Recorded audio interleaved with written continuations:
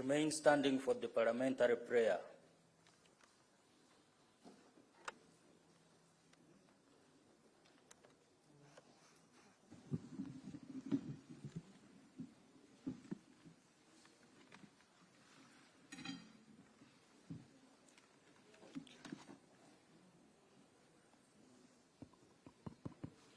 Let's pray.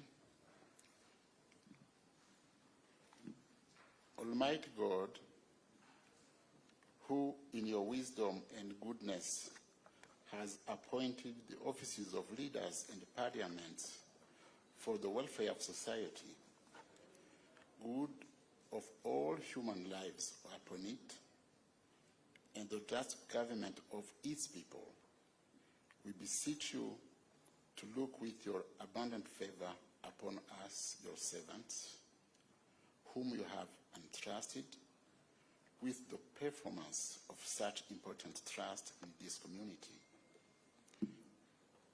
Let your blessings descend upon us here assembled, and grant that we may treat and consider all matters that shall come under our attention and deliberation in so just and faithful a manner as to promote your honor and glory, and to advance the peace, the prosperity, and welfare of this region and of those whose interest you have committed to us. Amen. You may take your seats.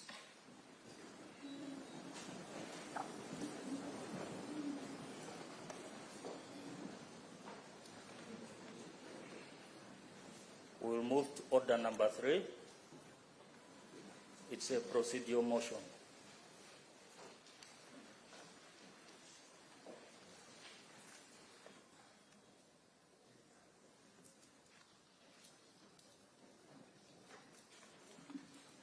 Honorable Mashakangole, to move the motion.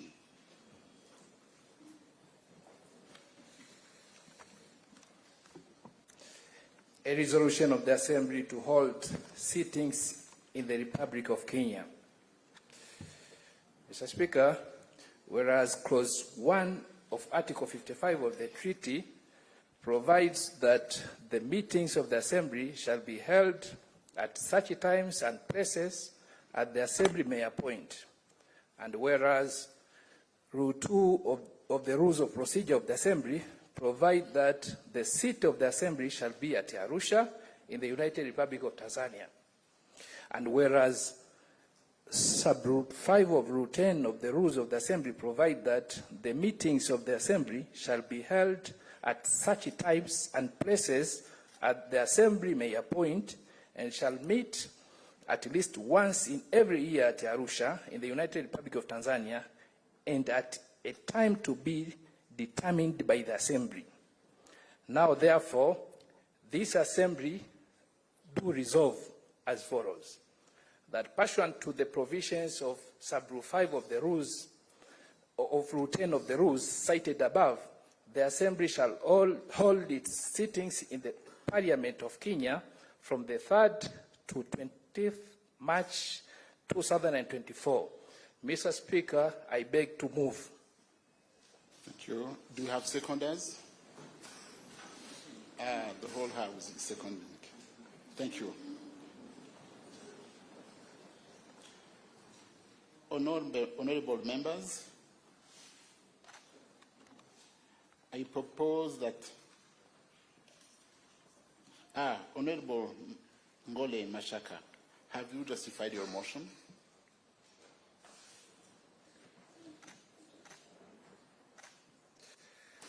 Mr. Speaker, according to the Treaty for the Establishment of the East African Community, Article 55 provides that the meetings of the Assembly shall be held at such times and places as the Assembly may appoint. According to this article, this Assembly is given power to decide on the places and the time for these meetings to be held. I move for the Assembly to decide for the meetings of this Assembly to be held here at the Republic of Kenya in the Parliament of Kenya. I beg to submit. Honorable members, I propose that this House, pursuant to the provision of Article 55, item number 1 of the Treaty and Rule 11 of the Rules of Procedure, do resolve to hold sittings in the Parliament of Kenya in the Republic of Kenya. Debate is open. Honorable members, I put the question that this House, pursuant to the provisions of Article 15, item 1, number 1 of the Treaty and the Rule 10, item 5 of the Rules of Procedure, do resolve to hold sittings in this Parliament of Kenya, in the Republic of Kenya. Those in favor say aye. Aye. Those against say nay. The ayes have it.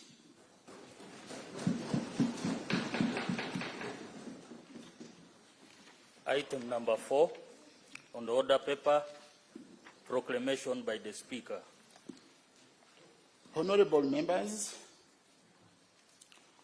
amidst us today is His Excellency Dr. William Samoei Ruto, President of Republic of Kenya and member of the Summit of East African Community Heads of State.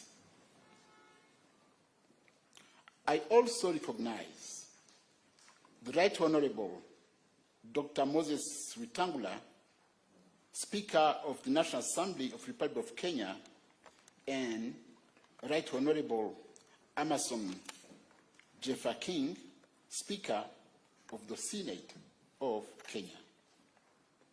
I have, in accordance with the provisions of Article 54 of the treaty, invited His Excellency, the President, to address the Assembly. I now proceed to make the following proclamation to welcome his presence in the Assembly.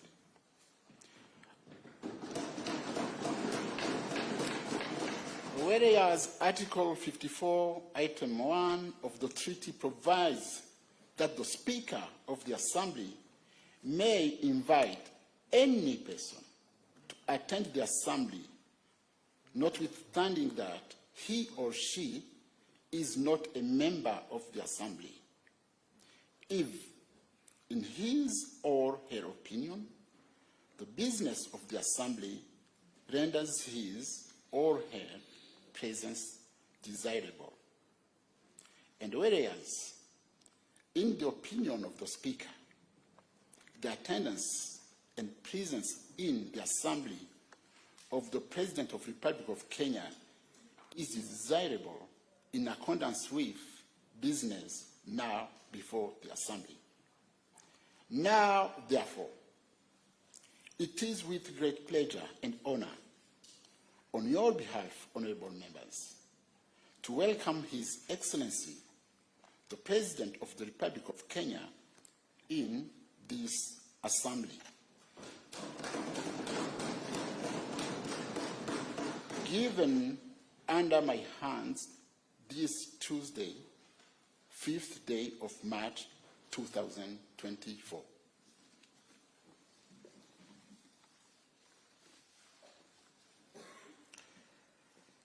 Order number 5, address by His Excellency, the President of the Republic of Kenya, starting with welcome remarks by Speaker Viala.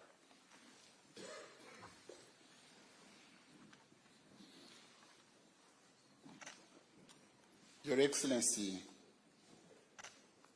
Dr. William Samoei Ruto, President of the Republic of Kenya, Chairperson and members of the East African Council of Ministers, present here, I recognize the minister from Rwanda, I recognize the minister from Kenya, I recognize the chair of the council, the minister from South Sudan. Thank you for being there. Secretary General of the East African Community,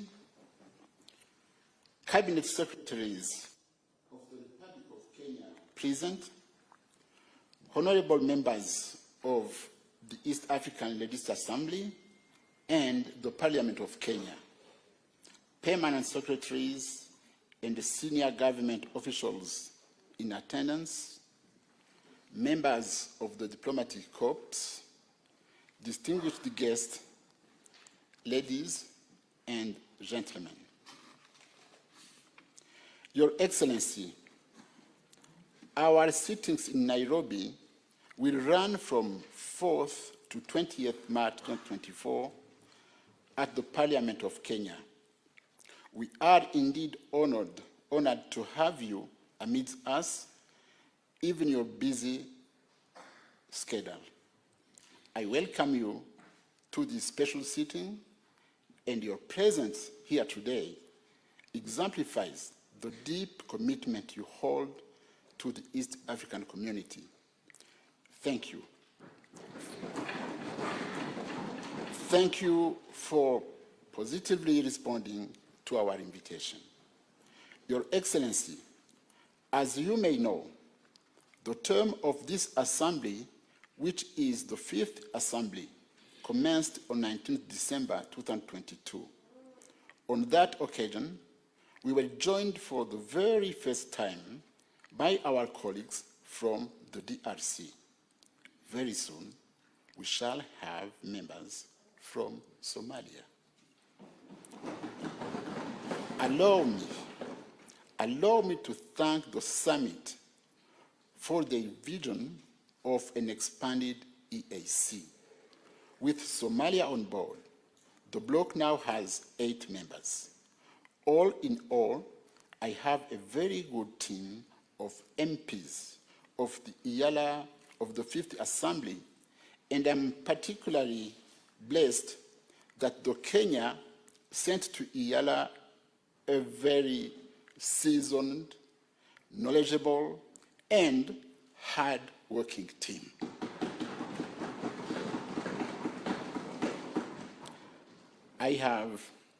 They are led by their chair, Honorable Hassan Omar.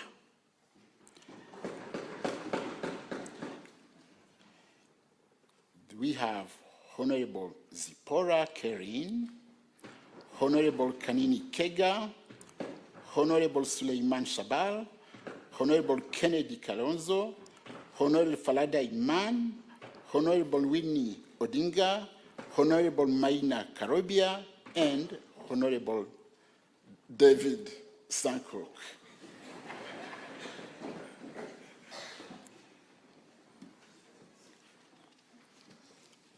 Your Excellency, we also have members from different chapters. I would like to invite the chapter from Burundi to stand up for recognition.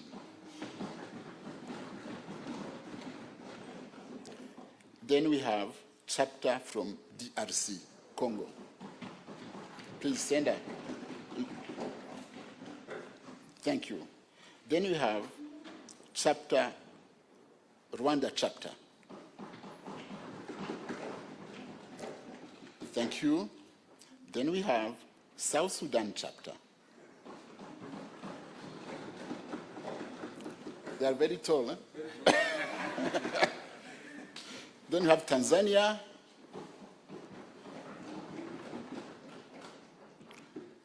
Thank you. Then we have Uganda. Thank you. Your Excellency, our sitting in Kenya is based on our desire to bring the Assembly to the peoples of Kenya. This is provided under Article 55 of the EAC Treaty, that the Assembly should have sittings in the partner states. We are therefore grateful to the leadership of the Republic of Kenya for graciously accepting to host us. Special thanks are also conveyed to the Right Honorable Moses Wetangula, the Speaker of the Kenya National Assembly, and the Right Honorable Jeffer Amason King, the Speaker of the Senate of Kenya, for according us very excellent facilities. Your Excellency, our forefathers supported the idea of rotational sittings because it enhances the visibility of the East African community, it increases public awareness, participation of people in the integration process. It also serves as an opportunity to enhance cooperation with the national assemblies of the partner states in line with the requirements of Article 65 of the treaty. It also provides an opportunity for head of states to speak to East Africans of the region for a united and prosperous EAC. As EALA, we shall also tap into your wisdom on integration. Your Excellency, during our sittings, we shall consider 5 bills, 8 committee oversight reports, 9 questions to the Council of Ministers, 3 petitions from the EAC citizens, 6 motions for resolutions of the Assembly, and a report to amend the EALA Rules of Procedure. We shall also engage in joint activities with our brothers and sisters of Parliament of Kenya in order to foster deep cooperation amongst our institutions. We shall also embark on outreach and sensitization of the people of Kenya, particularly through the Kenya Women Parliamentary Association, the Parliamentary Youth Caucus, and interface with Kenyan traders on cross-border trade. Members will also grace the International Women's Day celebrations in Embu County, while some will visit the Maasai community in Narok County. Honorable Sankok, you invited us. Your Excellency, before I conclude, allow me in a special way to thank you in person and the Parliament of Kenya, as well as the ministry responsible for EAC affairs, for being the lead partner state in completing her subscription to EAC by 100% and in a timely manner. I also wish to commend you for your able and visionary leadership, which has enhanced the visibility and the development of Kenya. Under your leadership, we note the positive and close working relations you have had with the leadership of both houses of Kenya Parliament and to us, and this explains the progress you have as a country. On matters of peace, security, and unity, you have done very well by championing homegrown solutions to issues that affect our partner states and the region. For example, we all saw you recently with the Honorable Raila Odinga working side by side with President Museveni, engrossed in deep discussions on how to advance regional peace, enhance freedoms for Kenyans, and work for the common good of our peoples. It is only through such that the pursuit of homegrown solutions, even to the DRC crisis, will make our region an invite to all and will spur development. This serves to portray the EAC mechanism for conflict resolution in high esteem. I want to further thank you for the lead you are taking in promoting world peace by taking the mantle of stabilizing countries that are facing insecurity.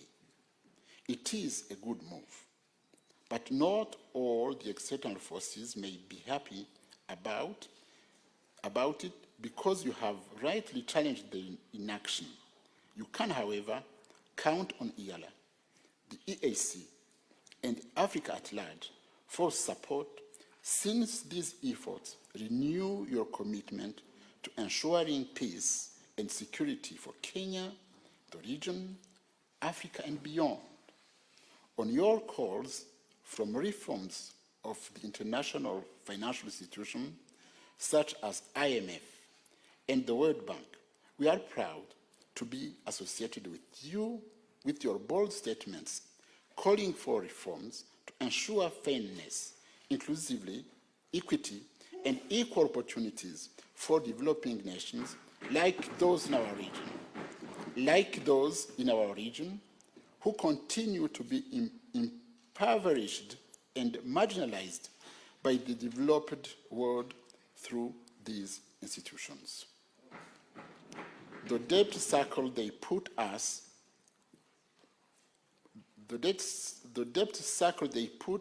in should end so that we can generate international resources to spur growth on local industries, infrastructure, and economically empower our citizens.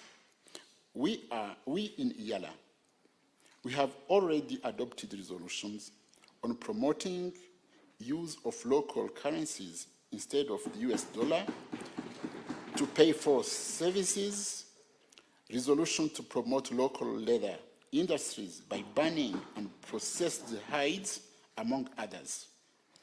We also associate ourselves with your stand on reforming global action on climate change and the environment and the leadership you continue to give during global summits.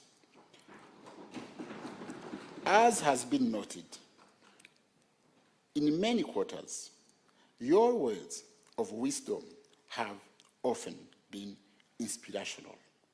Having said that, and before I invite Your Excellency to address the Assembly, I invite my brother, the chairperson of the East African Community Council of Ministers, to make brief remarks. I thank you all for listening to me.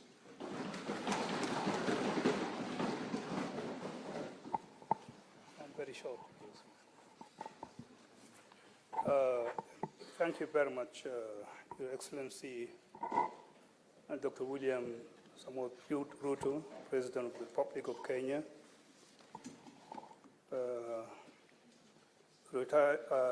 Right Honorable Joseph, Speaker of the East African Legislative Assembly, my colleagues, ministers, and members of the Council, Honorable Dr. Peter Thiuki, Secretary General of the East African Community, all honorable members, ladies and gentlemen, all protocol observed. Your Excellency, let me start by joining the Right Honorable Speaker in welcoming Your Excellency to this special sitting of the Assembly and expressing the gratitude of the Council of Ministers to you for finding time in your very busy schedule to address the Assembly. Your Excellency, I bring greetings from the Chair of the East African Head of State Summit, His Excellency Salva Kiir Mayardit, and register his commitment to a peaceful community and as demonstrated by his ongoing consultations with head of state in the region with view to ensuring a stable and peaceful region. Your Excellency, allow me to also congratulate you, Your Excellency, on the new role of champion of institutional reform which the African Union head of state have entrusted you with. This is a testament to your strong promotion and unwavering advocacy for the African voice in regional and global matters.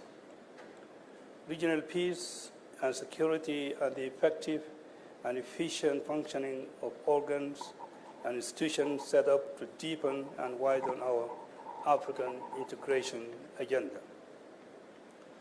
Your Excellency, this being the first time that the Fifth Assembly is holding its plenary session in Nairobi and in the Republic of Kenya, and also the first time since Your Excellency is addressing the Assembly, as a member of the Summit of East African Head of State, we are all keen to receive your guidance and wisdom on the direction and areas of focus for the community from your perspective. I'm pleased to inform you that in order to foster a unified economic landscape that benefits all partner states, the community continues to rely on the Assembly to enact regional laws that create a more conducive environment for increased trade and investment, through oversight to highlight any inconsistencies and gaps in the trade policies, legal and regulatory frameworks of the partner states, as we look towards the establishment of a functioning and efficient monetary union for the East African community.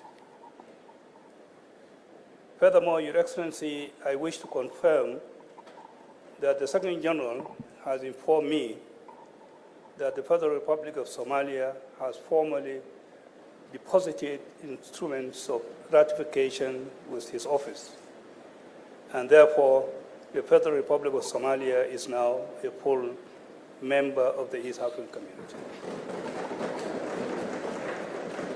On this note, Your Excellency, I want to thank the Secretary General and his team for this good work done. As a Council, Your Excellency, we are looking toward the Assembly to inform policy decisions we continue to seek for prosperity for our people in order to enhance the East African community integration agenda. And where necessary, we shall make recommendations and seek the guidance of the East African Summit of the State.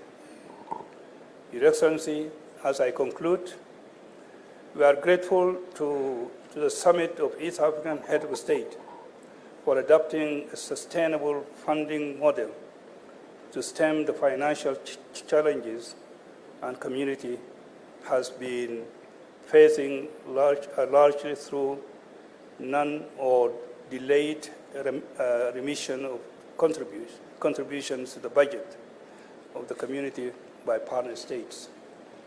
And once again, Your Excellency, I thank Your Excellency for agreeing to address the community through this special sitting of the Fifth Assembly in Nairobi.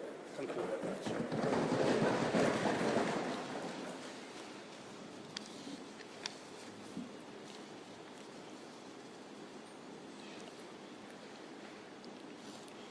Your Excellency,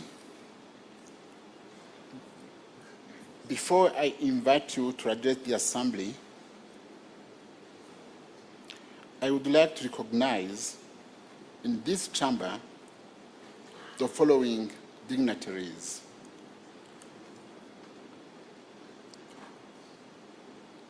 We have the Honorable Musalia Mudavadi, the Prime Cabinet Secretary, Kenya. Please stand up for recognition.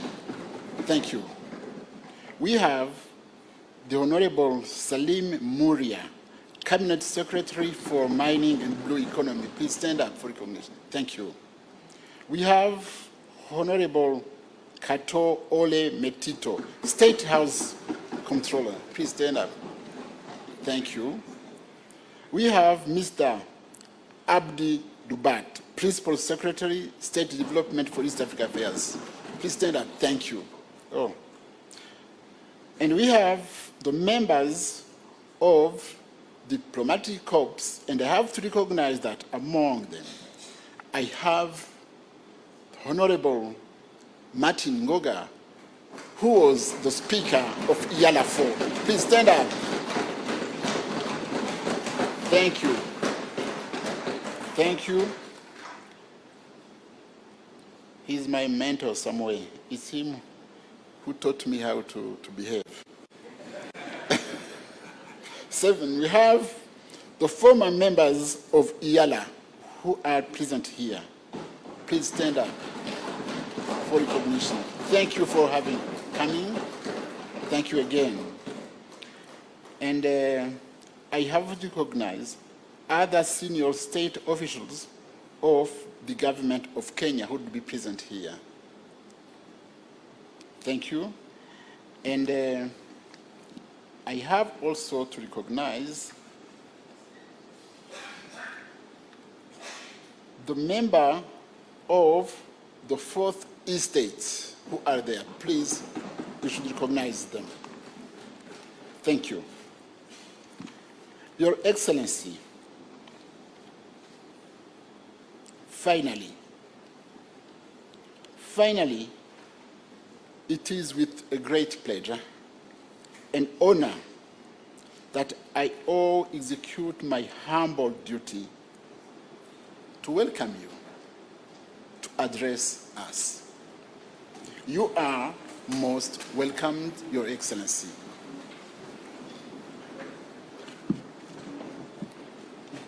Thank you very much, Mr. Speaker. Thank you, Your Honorable Excellency. members, Thank you. you may take your seats.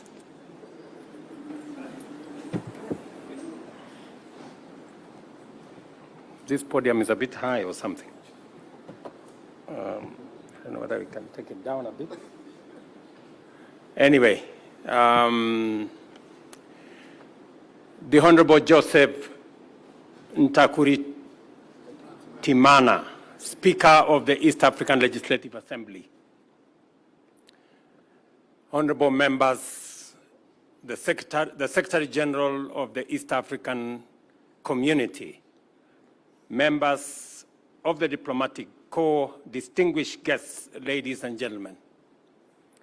Let me first take this opportunity on behalf of the government and people of Kenya to welcome honorable members from IALA to Nairobi, and it is my wish that you will enjoy deliberations in Nairobi and also have time to enjoy Kenya.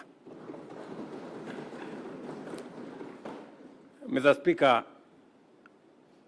let me apologize because I have been away from Parliament for now more than 10 years.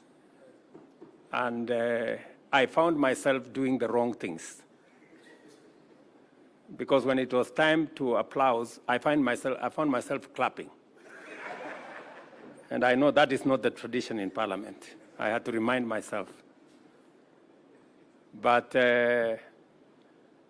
I am delighted to join this august assembly today to preside over the official opening of the third session of the 5th East African Legislative Assembly, and to have the honor of welcoming you back to our Parliament chambers in Nairobi after 6 years. It is immensely gratifying to note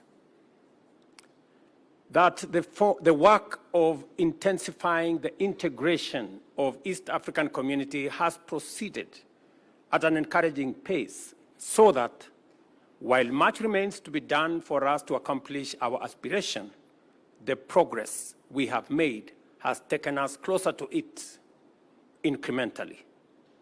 It is no overstatement to acknowledge the contribution of this Assembly towards making this progress possible.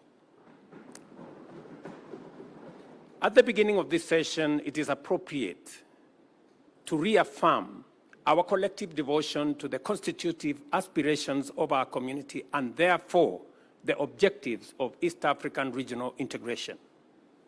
There is no denying that our vision to be a prosperous, competitive, secure, stable, and politically united East Africa is taking shape at a higher rate than before.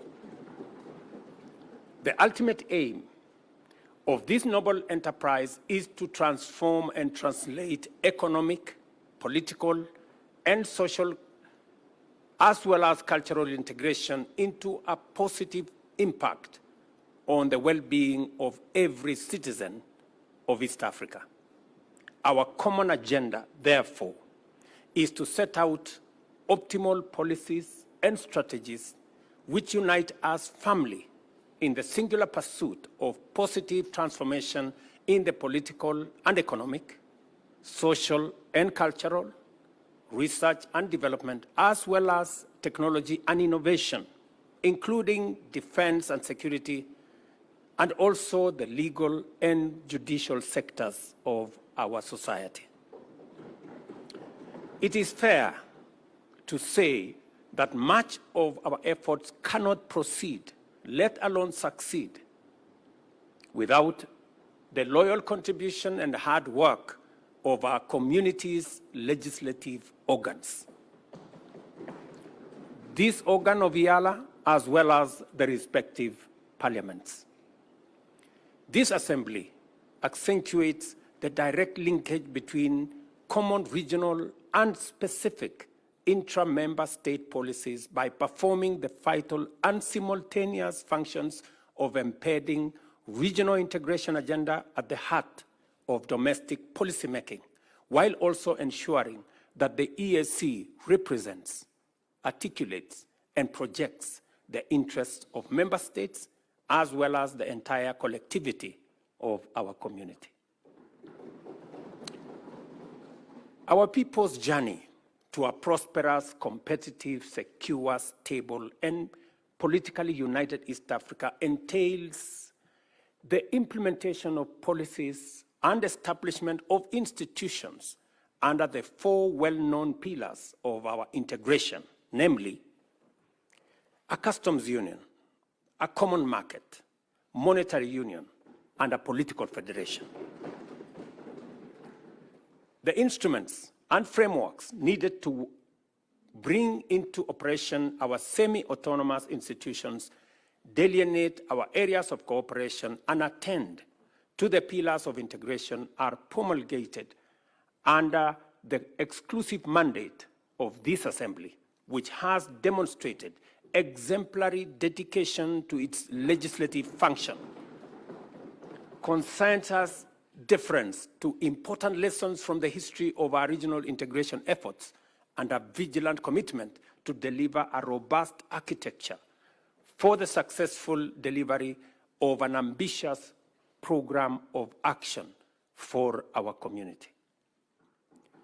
By dint of a consistent drive to implement our collective vision for integration, this assembly has enabled us to overcome the shortcomings which rendered the first East Africa community so vulnerable that it ultimately collapsed, and to make significant progress on each pillar of integration, thereby making EAC a resilient, dynamic, progressive region on the threshold of historic transformation.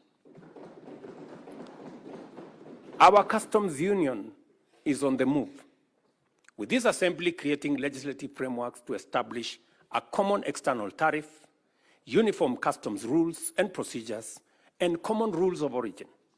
And I want to congratulate members here for being patriotic to EAC and making sure these instruments are in place. These frameworks also provide for the elimination of non-tariff barriers and the implementation of a single customs territory, one-stop border posts, as well as the facilitation of the development of regional and national trade information portals. For example, in a couple of weeks, President Museveni and I will be launching the one-stop border post in Swam, a border between Kenya and Uganda, complete with a road connecting both countries that was sourced by funding that was collectively undertaken by the government of Kenya and the government of Uganda.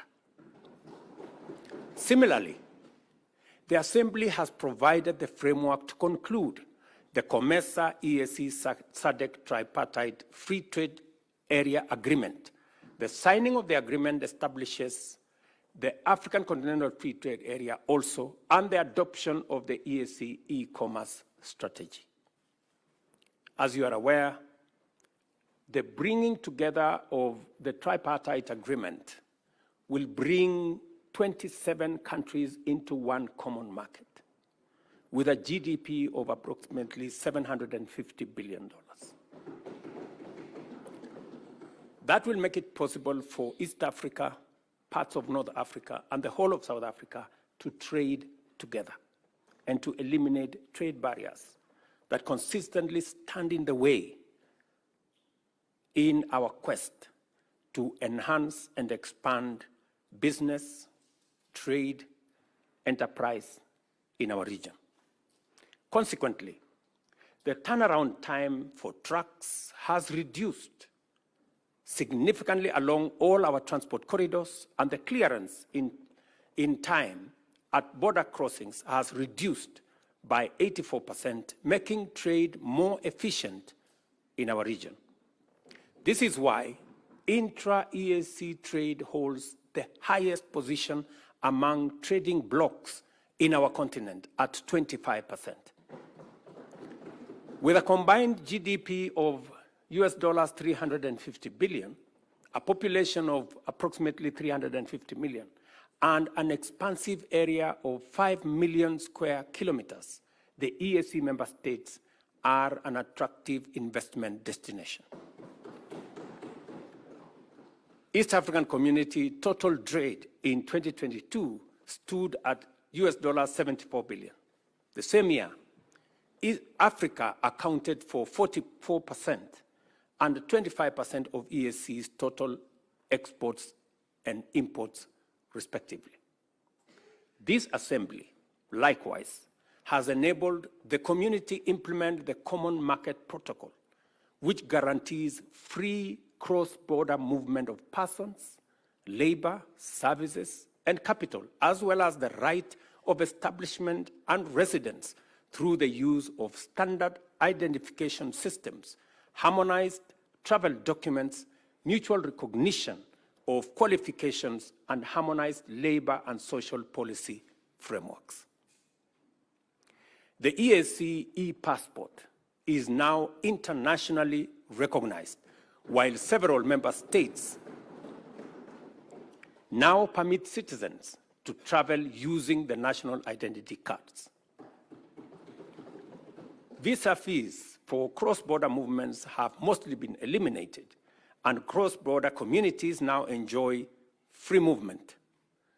Students can enroll and transfer with greater ease. Regional institutions now implement mutual recognition agreements for various professional qualifications.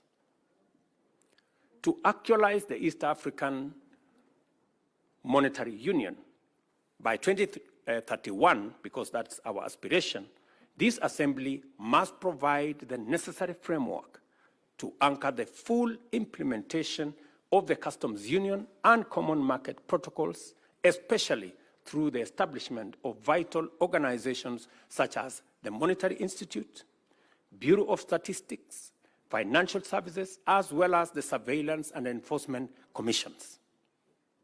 I know this is already in your radar, and it is our hope, as members of the summit, that you will discharge your responsibility of making sure these instruments are in place to facilitate the greater integration of our union.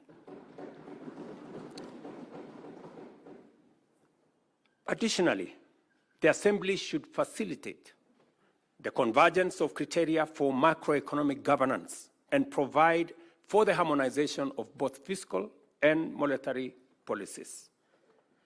The fourth pillar of East African integration, the political federation, depends on effective cooperation in the fields of political affairs, regional peace and security, as well as defense cooperation. The transitional model for our federation is already in place in the form of the East African Political Confederation, under which we have been able to deploy the East African Community Regional Force, for example, to restore peace and security in Eastern DRC, while other achievements under the transitional model include the Chief Justice's Forum to strengthen the rule of law, enhance access to justice, and facilitate the evolution of a distinct East African jurisprudence. Similarly, the other platforms have been established to enable progressive engagement between national institutions through the exchange of information, skills, and capacity, and developing common regional standards in such diverse fields as good governance, election management, and human rights institutions, and institutions that govern anti-corruption. We now have in place protocols on defense, as well as peace and security, together with the EAC Mutual Defense Pact, the EAC Early Warning Mechanism, Protocol on Combating Illegal Drug Trafficking, and EAC Interreligious Council, and a framework for conducting public participation on the establishment of the political federation, which has already been concluded in Kenya, in Uganda, and in Burundi. And we already made a decision last year in Arusha that that process must be concluded in the other remaining states by June this year, so that we can have a way forward. And I want to tell you, when this exercise was conducted in Kenya, it received overwhelming endorsement by the people of Kenya. It received similar endorsement in Burundi and in Uganda. I want to urge members of parliament who are here from our sister states of Tanzania, Rwanda, DRC, and South Sudan to assist the EAC Secretariat and the team that is mandated to carry out this exercise, that this exercise be concluded as we have asked from the Summit of the Heads of State by June, so that we can begin to make steps in the right direction. And if there is an institution that will assist us in actualizing the aspirations of East Africans, it is this parliament. There is no doubt that as a result of the progress made in entrenching our regional integration as a social, cultural, political, and economic reality, East Africa is emerging as the beacon of unity, stability, security, and progress, and the beating heart of Pan-African integration and the engine of the Africa Continental Free Trade Area, as well as the epicenter of Africa's move to position itself as the next frontier of global investment and industrial transformation. That is why, honorable members, we have grown tremendously from 3 founding partner states to 8 countries, connecting the Indian Ocean to the Atlantic, serving 350 million citizens and forging a major market. These achievements are chiefly due to the contribution, to a great extent, by the East African Legislative Assembly. The work that this assembly does matters to us as governments and matters to the people of East Africa. We must therefore remain focused on what is at stake, committed to complete the outstanding work, and determined to do our very best at all times when called upon to serve the people of our region. Peace, stability, and security must remain our foremost concern because they are the foundations that underlie all pursuit of growth, development, and prosperity. A peaceful, stable, and secure East Africa is a competitive and prosperous East Africa. As we work and as we continue to work on such challenges to the growth of trade and investment, as persistent on non-tariff barriers, distracting and costly trade disputes, conflicting tax regimes, weak enforcement, and inadequate resources, we must also take seriously the fundamental shortcomings to our agenda that is low involvement of the private sector, even as we prepare to get and stay on top of emerging threats in the digital space as well as climate change. Now that we have adequately established that this assembly possesses what it takes to drive our vision of a prosperous, competitive, secure, stable, and politically united East Africa, I take this opportunity, honorable members, to pose a few issues to the honorable members gathered here. It is important for us to lay a strong foundation for East Africa to make a transformative contribution to Pan-African integration and the emergence of the Africa Continental Repeated Area as the next hub of global investment, trade, and industry. In order to do this, we have to complete the implementation of all the pillars of EAC integration urgently and equally critically align our integration agenda with a broader African transformational paradigm under the Africa we want.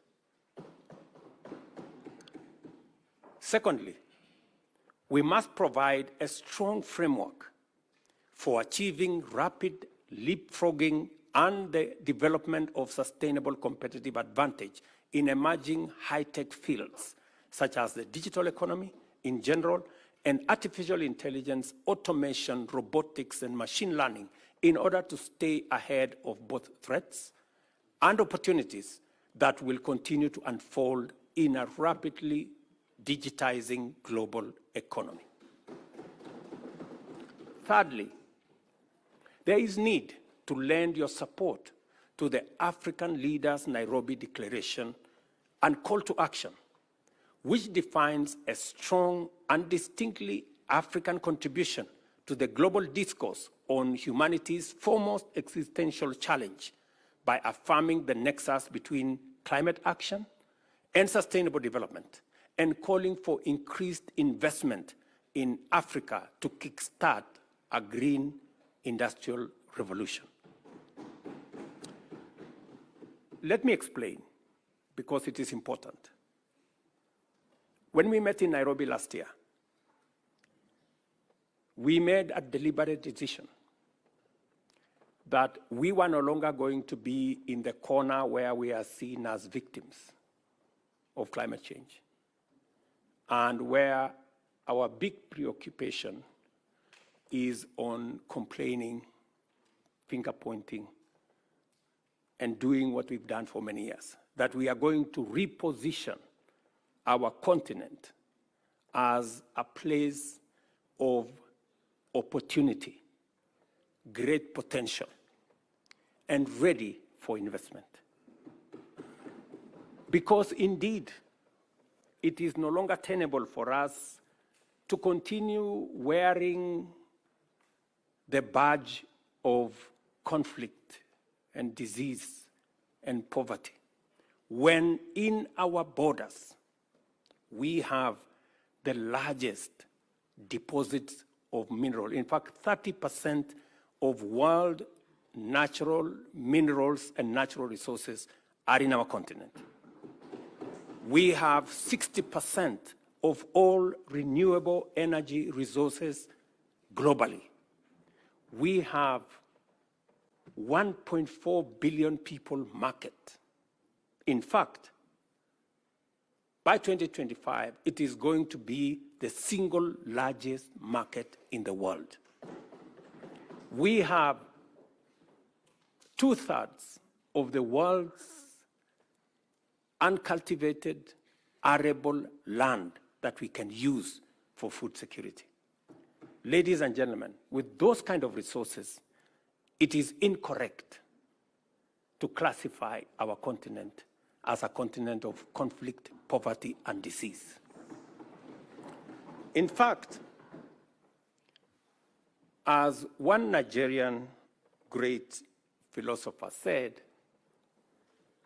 that until the lion learned how to write their story, all stories glorified the hunter. So it is time for us to write our own story. And our own story is not about disease, it's not about conflict, it's not about poverty. It is about great potential that we have. It is about the opportunities that we have. It is about the investment that is awaiting, and position our continent as the only place where the next industrial revolution is going to happen. And therefore, it is important for you as legislators from EAC to appropriate this position so that together we can push a new narrative for our continent.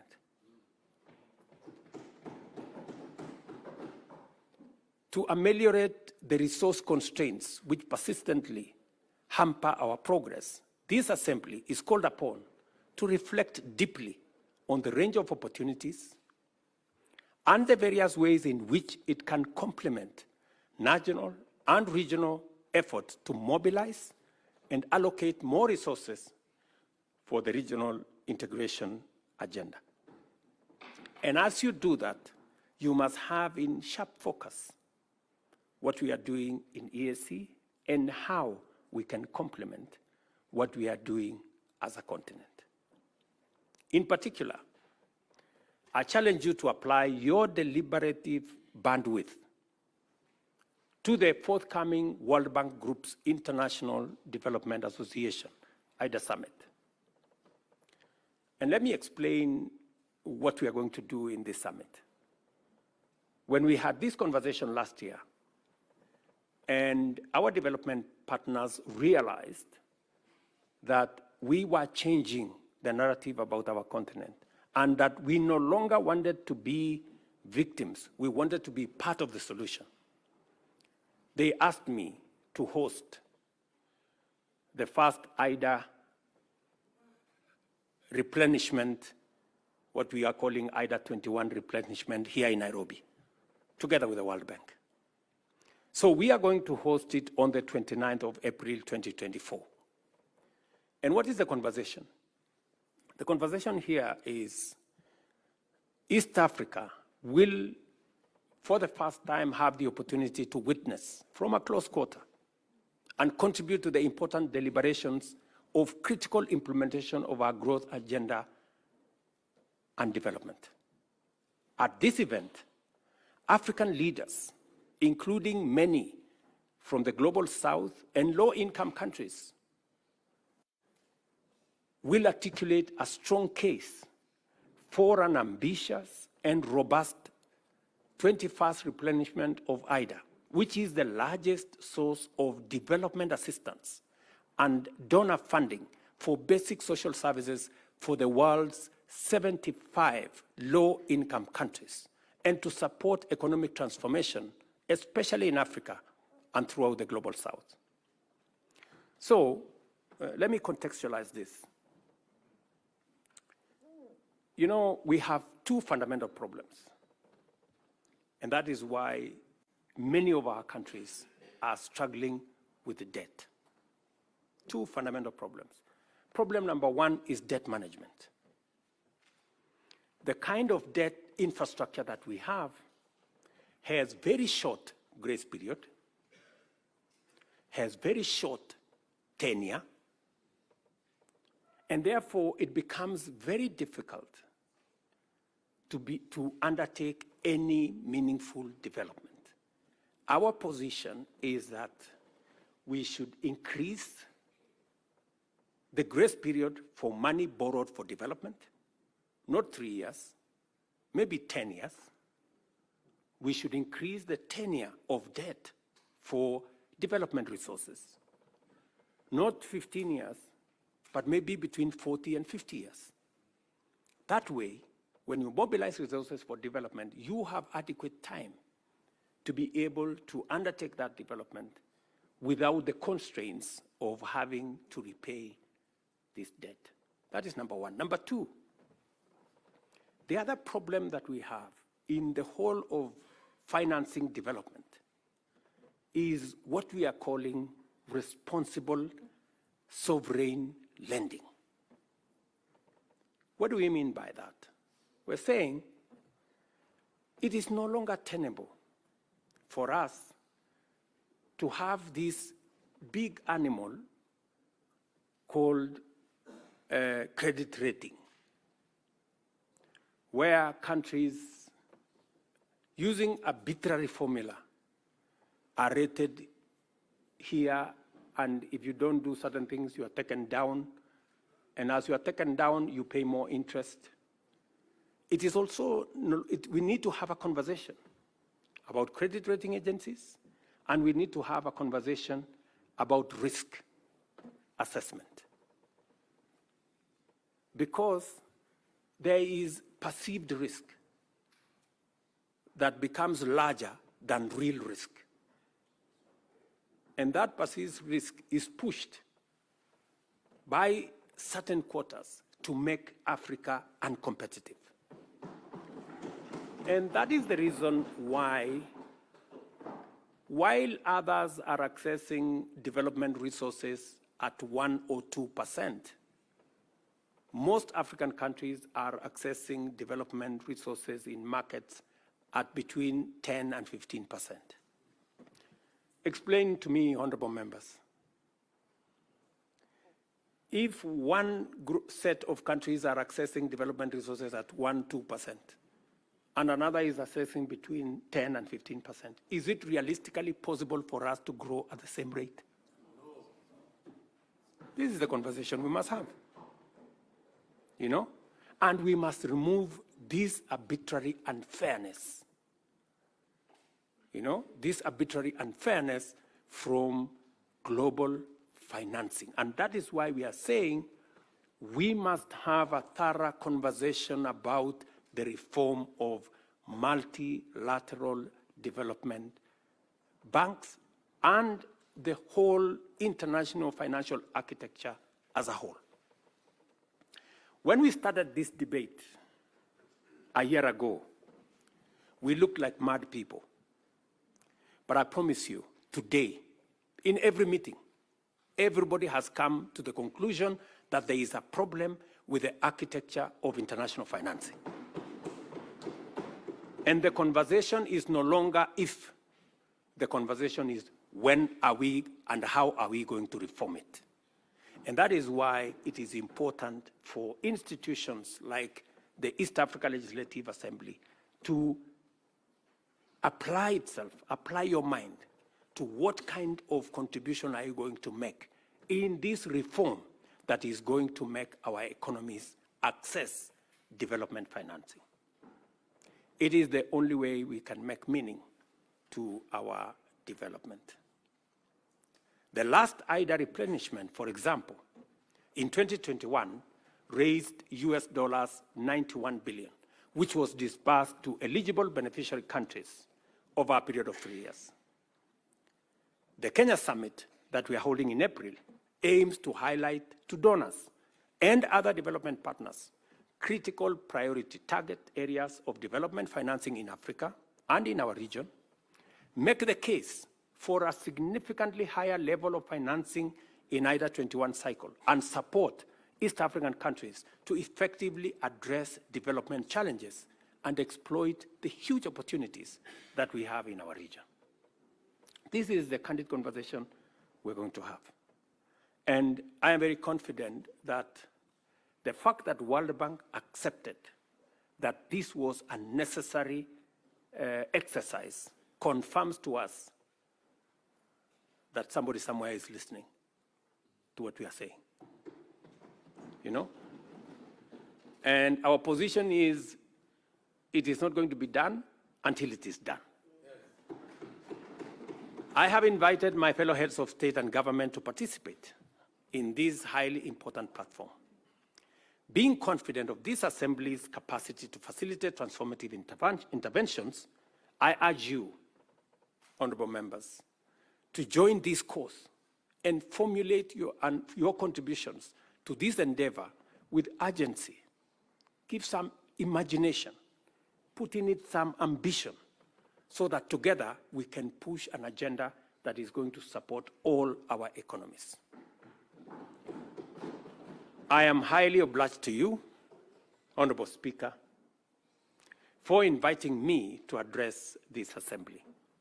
I do not take your consideration for granted, and I believe we're going to have a discourse that is going to be beneficial for all our countries.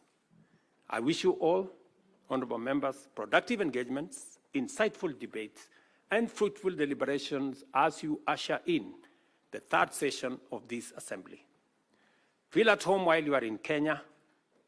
It's called magical Kenya, the home of all humankind. And I urge Honorable Omar Hassan, Chair of the Kenyan chapter of the Assembly, to use this session to introduce you to the warmth and hospitality of our country.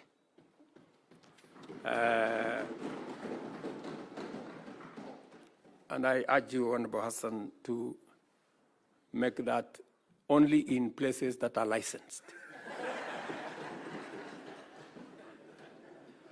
And in no other places. So, honorable members, I really wish you well while you are in Kenya. And maybe by conclusion, the speaker did make reference to what we are doing as East Africa. To give you the impression of what East Africa is doing, and therefore you must be very proud people that East Africa, in our continent, is the most progressive community. Our trade, intra-trade between East African countries is the highest in the African continent. We are providing the leadership, and therefore you occupy a very special place. And I want to urge you to continuously apply yourself to this huge responsibility. You are not only doing this for East African citizens, you are trailblazing for the continent of Africa.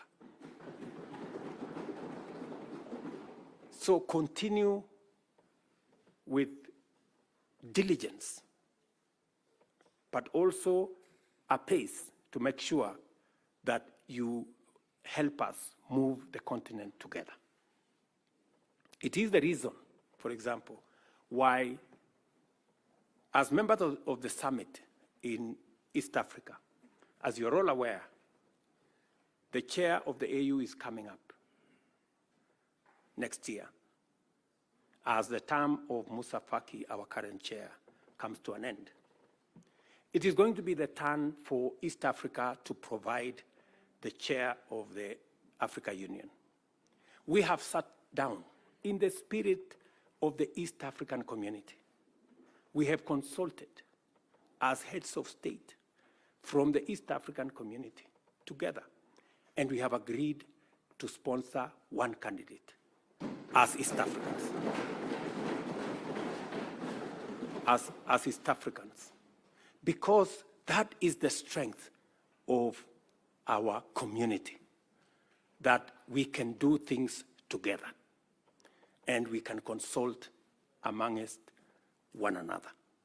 So it speaks to the spirit of the leadership that is being provided by our region.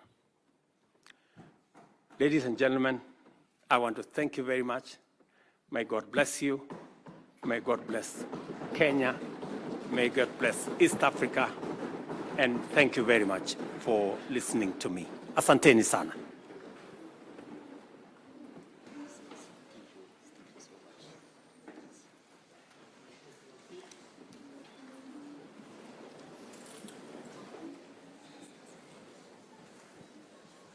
We move to order number 6, vote of thanks. Thank you, Your Excellency, Mr. President, for your great speech, statesman. We have learned, and as members of East African community, we'll have to implement many of your guidances. Now it's time for Honorable Paul Mwasa Musamali to move a vote of thanks. Honorable members, we shall have the opportunity to debate this great speech, this presidential speech, and we will do it when it will still be fresh in our memories. It will be done tomorrow morning, the whole day. From morning till the end, we'll be debating this great speech. So, Honorable Musamali, you have the floor.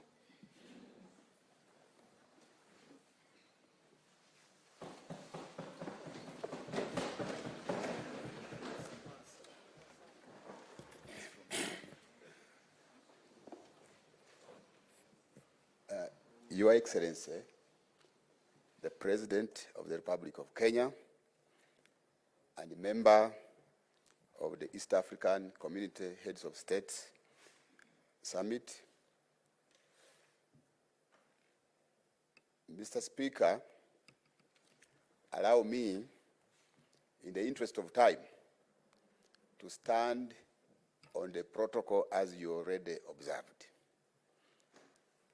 I also want to take this opportunity, Mr. Speaker, to thank you and the members of IALA for entrusting me to move this vote of thanks. Your Excellency,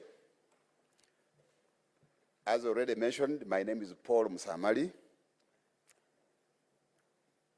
Among your people, where I come from, that is the Bukusu of Uganda.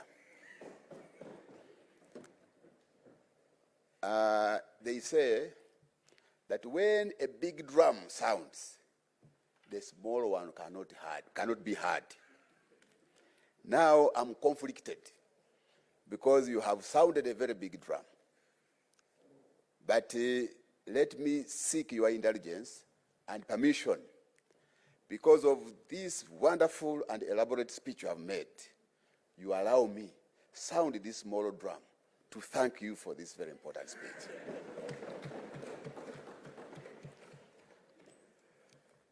Your Excellency, I want to take this opportunity again, on behalf of IALA members, to congratulate you upon your election to that office of President of Kenya. Because this is the first time we are meeting since you were elected, Your Excellency. I also want to take this opportunity, Your Excellency, to thank you for the work you have been doing in the service of the people of Kenya and the people of East Africa.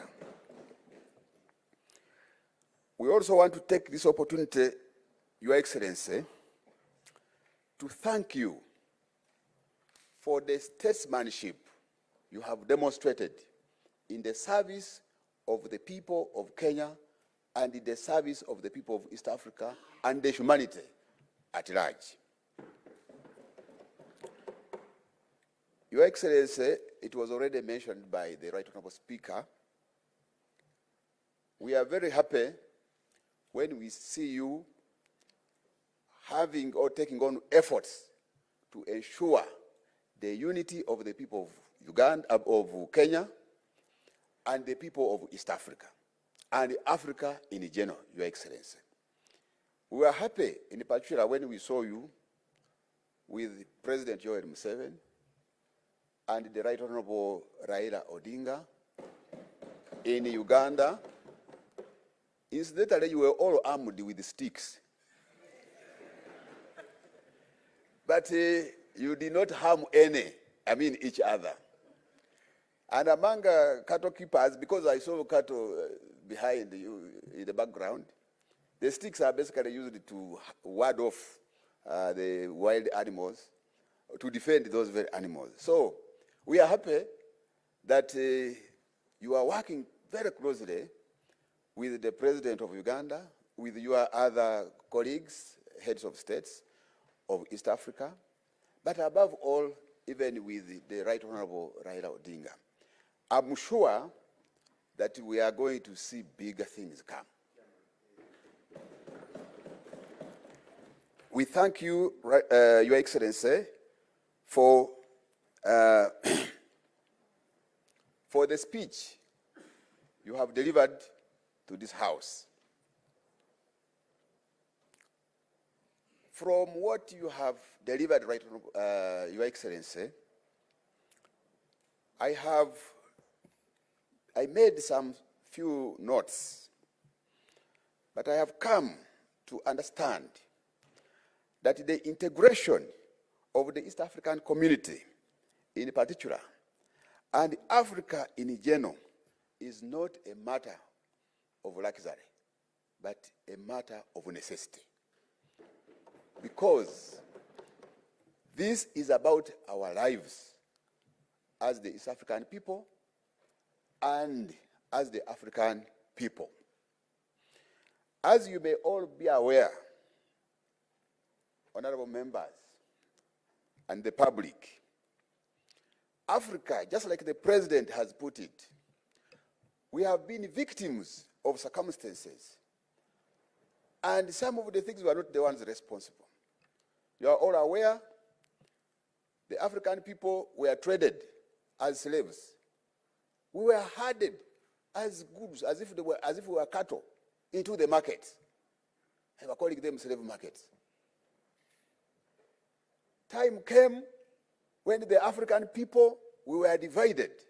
And that's why you see me, I'm the other side, and then the Right Honorable Wetangula is this side. We were divided as if they were dividing a loaf of bread. We were not responsible for that. Again, as we fought, because colonialism was physical, these colonialists withdrew. But as you are aware, they have come back in the form of neo-colonialism. In fact, this time, they are now controlling us both physically and virtually. They are there smartly, they are now controlling us. Your Excellency, that is a serious threat to the African people, and it is therefore our responsibility for those of us in the leadership of Africa to ensure that we insulate Africa against these disruptive forces, Your Excellency. You have just given a number of examples, but let me just bring out two. The very last points you mentioned about debt management and responsible sovereign lending, right, Your Excellency. These are part of the disruptive forces. It is therefore our responsibility either to stand up, to be counted, or we again be hardened like they did before. Your Excellency,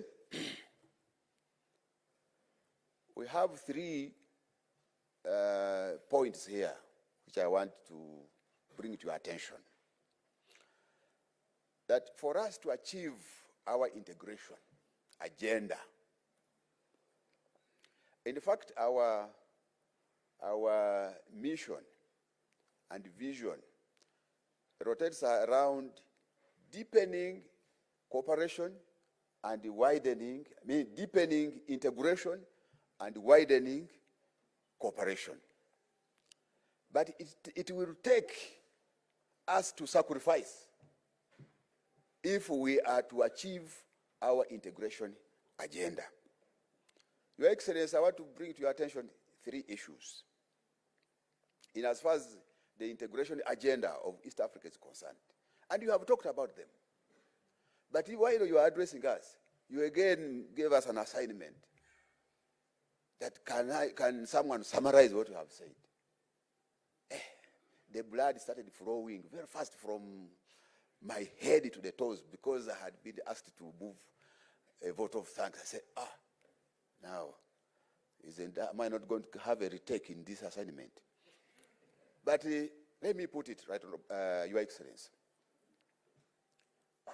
In East Africa, so far as noted, we have made tremendous achievements. But if it were a child, we haven't started even crawling. This child is just starting to sit, and that's where East Africa is. One of the challenges which we have, right, Your Excellency and Honorable Speaker, is about funding to the community. Funding to the community. Your Excellency, I'm now serving my 2nd and last term in Yara. For us, we have only 2 terms, if you are likely to be re-elected. When we joined in 2017, each partner state was contributing $8.3 million to the community. Now, as we talk, and even that money is not enough. As you are aware, some countries will pay on time, and others will pay later, and others will start again demanding them after 2 or 3 years to pay. So meaning that even in the community budget is affected by the funding mechanism. But I want to take this opportunity, Your Excellency, to thank the Republic of Kenya and to thank you, Your Excellency, because Kenya has always been at the forefront in terms of funding, disbursement of the funds to the community. As we talk now, Kenya has already contributed 100% of its share, right, Your Excellency. So we thank you, but as we talk, this money has come down from 8.3 about 6 years ago to 7.8 million, 7.3 million. Now, Your Excellency, are we going ahead or we are driving in reverse? Because as we talk, we are even having more institutions and organs being created. And you have just tasked us here to ensure that those laws for fast-tracking the monetary union, we are able to do them. And in those laws, they are supposed to create institutions, for your information. Now, we are reducing the budget. Now, Your Excellency, what we want to bring to your attention as a member of the summit is that reconsider. We are aware that there is a sustainable funding mechanism that has been proposed, but still when you analyze it very well, it is just looking at how to generate the 7.3 million to go to East Africa, but not to increase. So we are requesting that you reconsider this position to increase funding to the community, such that you are able to be facilitated, the organs and institutions are able to be facilitated well to promote the integration agenda, Your Excellency. So we request that you escalate this to your colleagues, and we are sure if you prioritize East Africa, you have just told us, we shall have an expanded market, and where there's market, there will be production, and where there's production, there will be investment, and therefore employment. All these hustlers of yours, where you also belong, will be absorbed, Your Excellency. So we request that you prioritize East Africa, Your Excellency. Number two, I told you that we have three. One is about funding. Number two, this one is even yours. You are a champion of reforms. You have championed reforms. You are championing reforms at the UN, at the African Union, at the World Bank. Now, to mention it, but what? A few. Now, what happens to East Africa? Your Excellency, we are requesting that you champion reforms also in EAC. And those ones will entail, one, we are aware that there is a consideration of the making of the Confederation Constitution. But that one is going to take time. You have even just appealed to colleagues, South Sudan and elsewhere, to ensure that they go and mobilize the population and governments to participate in their proposals. So it may take time.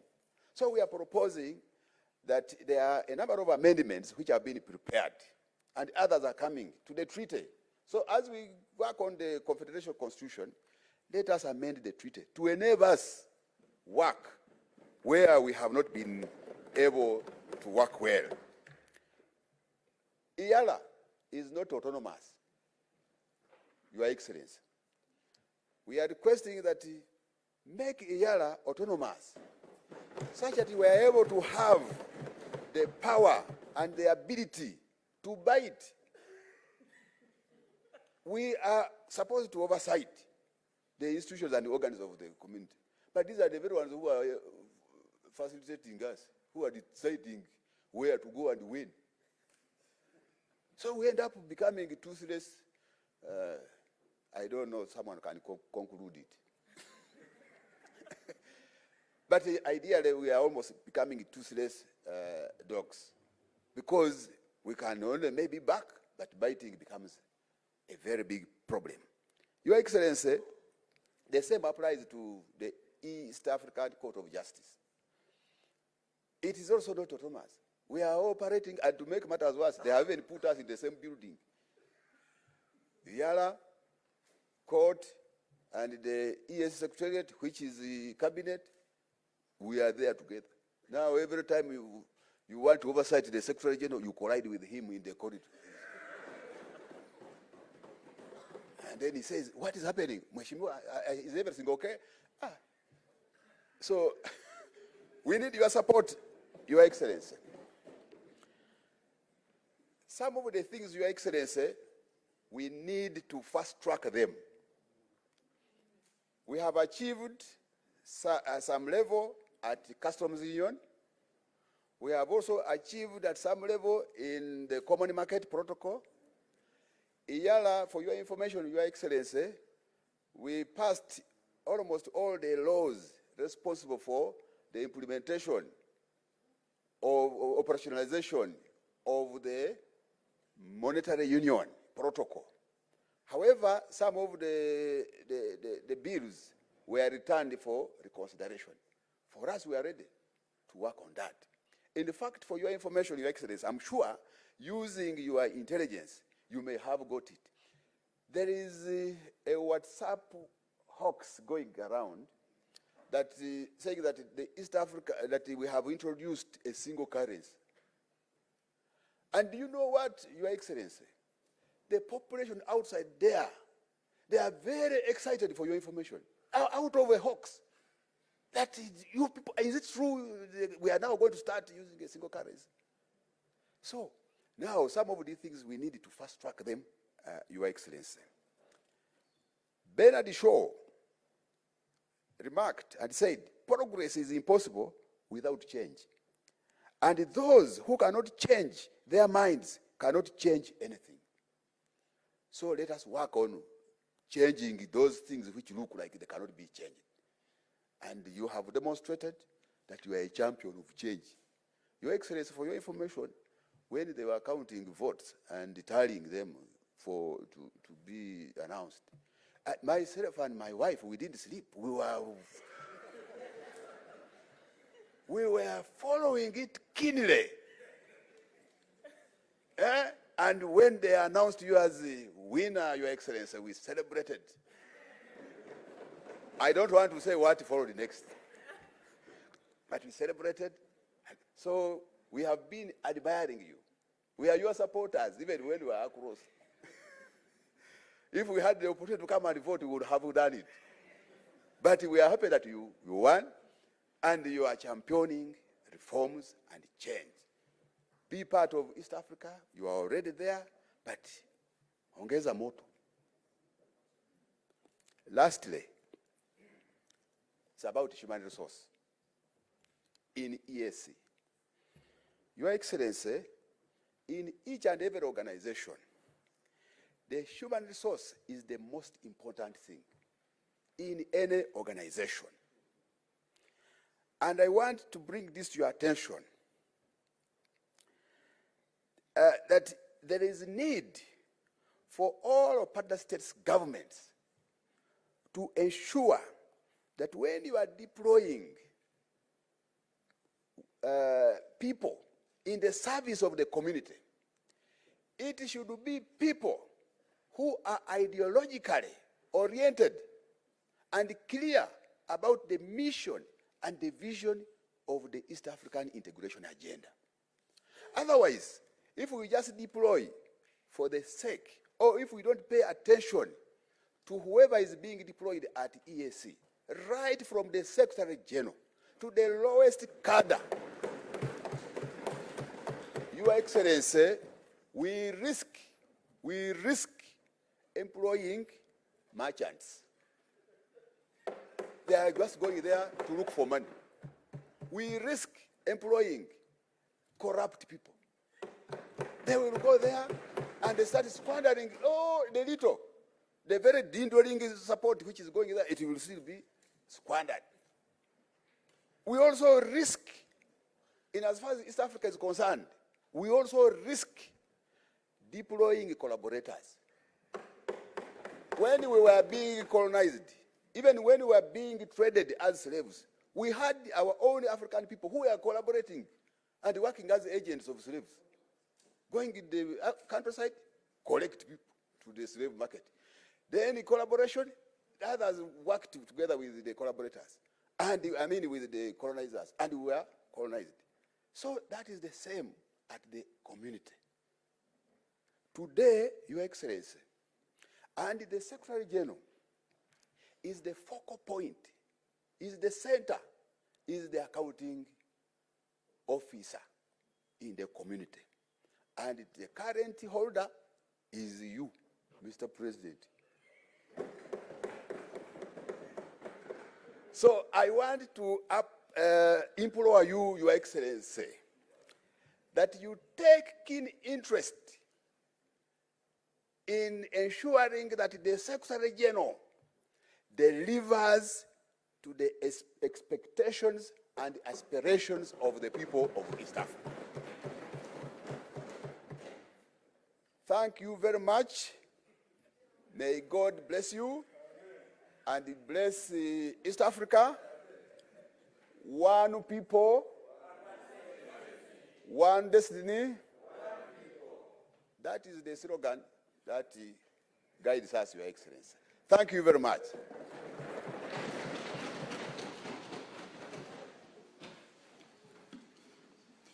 This is Honorable Musamali.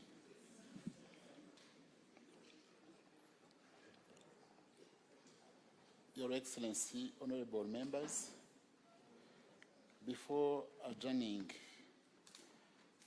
I would like to remind you that we'll have a group photo session shortly after this sitting. The protocol will guide how to make it.